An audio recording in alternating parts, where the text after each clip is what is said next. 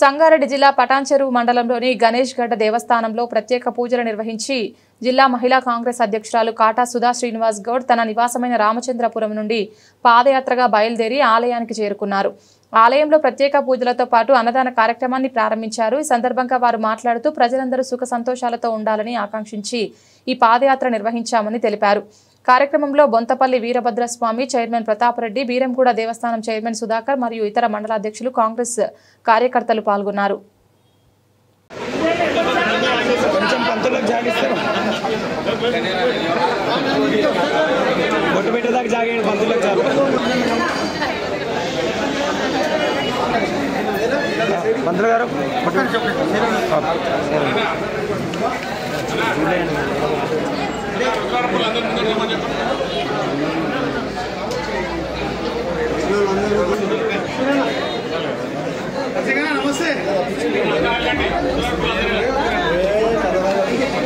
మర్చద ప్రాచద ప్రియమేధాదో అర్చద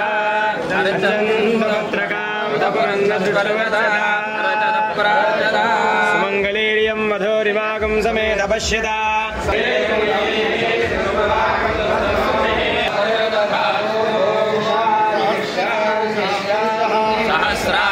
సహస్రాక్ష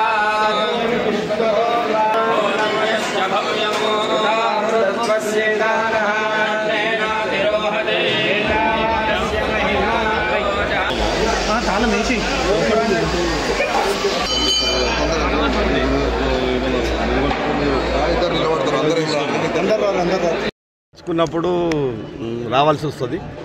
అందులో భాగంగానే ఆ భగవంతుడు ఈరోజు రప్పించుకున్నాడు మా అందరినీ.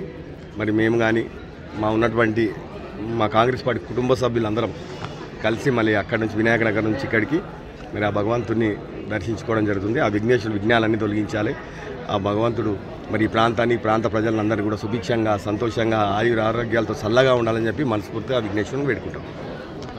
నుంచి కూడా నవరాత్రులు స్టార్ట్ కాబోతూ ఉన్నాయి కాబట్టి 27 నుంచి మరి 6 వరకు, మరి అదే 27 నుంచి 6 వరకు మరి దాదాపు 9 రోజులు కదా. 9 రోజులు ఈ నవరాత్రులు కూడా మళ్ళీ ఇక్కడ కూడా చాలా ఘనంగా మరి వినాయక టెంపులే కాబట్టి ఇక్కడ చాలా ఘనంగా గొప్పగా నిర్వహిస్తూ ఉంటారు.